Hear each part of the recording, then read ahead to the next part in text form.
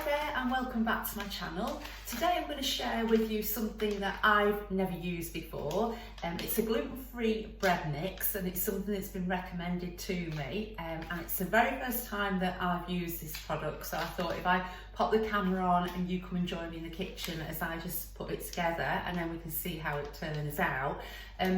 With regards to bread makers, when I've used them in the past, I've used Jubella gluten-free mix in the bread maker and have great results.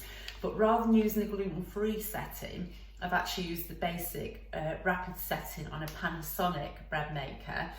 Jubella recommend that for their bread, making bread in the bread maker. And then if you've not got a Panasonic, they also recommend that you use a basic setting on a bread maker rather than a gluten-free setting. So today I am actually going to go with the basic rapid setting on my Panasonic rather than the gluten-free setting, because I'm just intrigued to see if it will work as good, because I know when I used Jubella before, I did try it with the gluten-free setting and didn't get as good a result as I did with the basic rapid one. So I'm going to go with that today and see how we go. So this, as I say, it looks really simple to make. I put a few things together that I'll just show you in a moment. But you can also make it by hand. So if you haven't got a bread maker, you can make it by hand. And I've looked on Ocado because that's actually where I got it from, and there's great ratings about this particular product, and quite a few people said that they've made it by hand and they've had a lot of success. So if you've not got a bread maker, don't worry, you can still make it. You know, don't rush out and get a bread maker. This apparently will work really well by hand, and I will of course try it by hand as well and hopefully pop the camera on and share that with you as well. So as I say, I bought this from Ocado. This was £2.50 for the packet. You can also get it from a couple of other places, and I'm going to put those places down below. Now, that's obviously referring to places in the UK. So you know, I'll note down what the product is, and then you can also Google it. So no matter where you are in the world, have a look to see if you can get it elsewhere as well. I'm not familiar with that at the moment, but as I get more information, I will just update the description as well. But for today, I just thought I'd go through how you pop it together and then how it turns out. And then you can see if you want to pick up a pack yourself in the future. Okay, so basically all you need to do is firstly put the bread, actually let me just drop the camera down so you just sort of see what I'm getting up to. So I've set the bread maker up already here. So with the Panasonic, I'll just show you how I did it just so we can go back. So I'll just turn that right off. Okay, so to select the Bake Rapid on here, or the Basic Rapid on here, all you need to do is press the select button and then go onto the option button, and then it's come up with the 1 hour 55 and the Bake Rapid. So I'm just going to set the size now, and I'm going to set that to large on here, and then I think with the crust I'm going to go dark just to give it that little bit of extra colour as well. So that's everything set up now on there, and all I need to do now is add in the water into the pan, and it's 300 ml of water.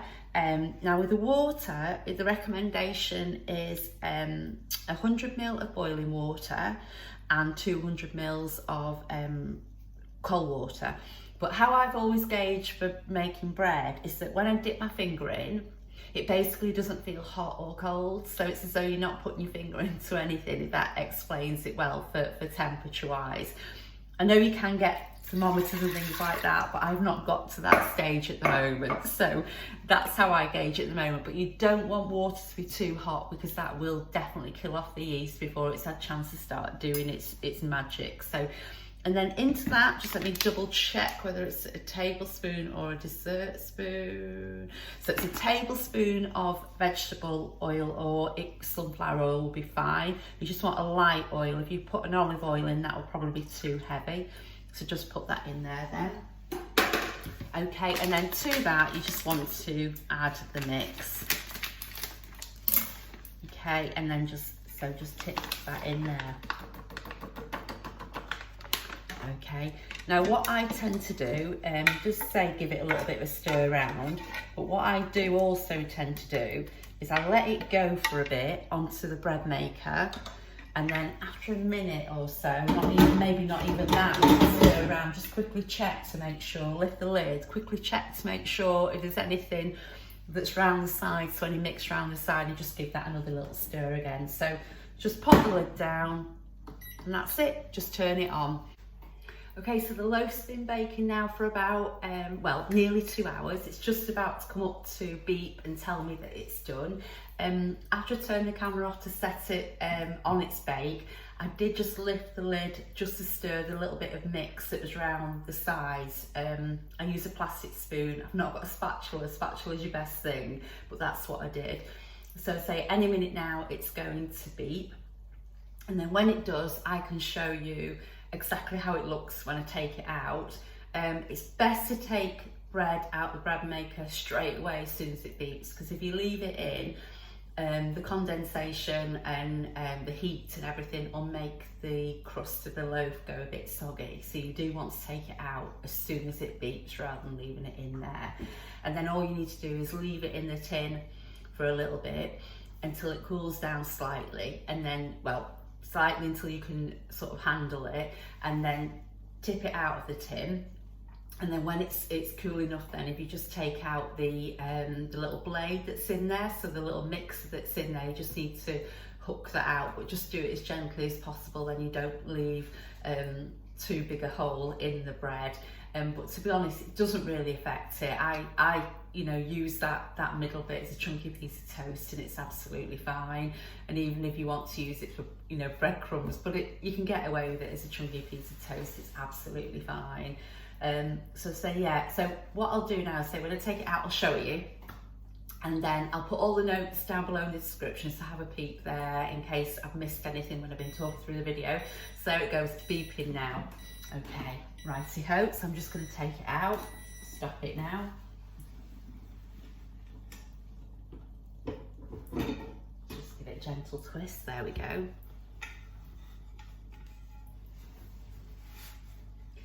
Okay, so that's the loaf out there. It's really hot. Should be using a better tea towel, a bit thicker than that. So that's really hot. So I'm going to leave that now on the side and let that cool a little bit now. And then when it's cooled right down, I'll just slice it for you, and then you can see what it's like inside, because there's nothing like seeing what the middle of a loaf's like anyway, isn't there? So I'll be back in a bit just to show you that. So I've let the loaf cool down completely now, and me and Neil have actually had 2 slices buttered, and it is so nice. Neil, who doesn't need a gluten-free diet, has actually said it's got a really nice crunch to it, and he just said that off the top of his head, so yeah, that's all good. I'm really pleased with how this loaf's turned out. I'm just going to slice another piece for you now, just so you can see. As always, fresh bread's always best on the day you've made it, but the lady that recommended this to me, what she does is slices it up and then portions it up and puts it into bags and into the freezer and uses it as she needs it then, and sort of, she said it toasts really well as well, so that's great to know. So I'm just going to drop the camera down now, just bear with me a moment. Okay, so this is what's left of the loaf. That's the crust that's from the end. I'm just going to cut a nice thick slice. That bit's just where I've took the little blade out of the middle, the little beater out of the middle. So cut a nice thick slice, but you can hear proper crusty bread sound. But what I really like about it is, just ignore that bit because it's the blade bit, is the fact it's squishy in the middle. So not only is it got that crust on the end, it's squishy in the middle, so you know you've got to eat a piece the day you make it. That's going to have to be a must. So you are going to bake it and slice it up, but I think this will be lovely to bake and serve up to friends and family, even if they don't need to have a gluten-free diet. Just so you know, if you're doing sort of a lunch or a supper for anybody and you don't have to fret about any cross-contamination, this will be great, because Neil's thoroughly enjoyed a slice of this. So as you can see, and when you spread it, and I'm sort of doing it with gusto here, it's not breaking up as you spread it, and I'm really going in there. And the butter isn't, I mean, it's a spreadable butter, but I have just taken it out of the fridge. So so yeah, so there you go. So that's how it looks. As I say, that's just the bit where it's just for the blade, but we won't worry about that. But look how squishy that is as well. So I'm delighted with that. So that is, of course, let me just grab the packet again just so you can see it. Okay, so that's what I've used. And yeah, highly recommend it as well. So I'll just pop the camera back up. So as always, thanks so much for watching the video. I hope you enjoyed it. I hope it's made you want to go out and do a loaf of bread. And as I say, recommendations that you can use it in the oven as well. So if you've not got bread maker, don't worry. And I've heard good reports from, if you go on Ocado, you'll actually see on there for people that have given it, you know, really good ratings. So have a peep on there. So say thanks so much for watching. Look forward to seeing you again soon. And in the meantime, take care. Bye for now.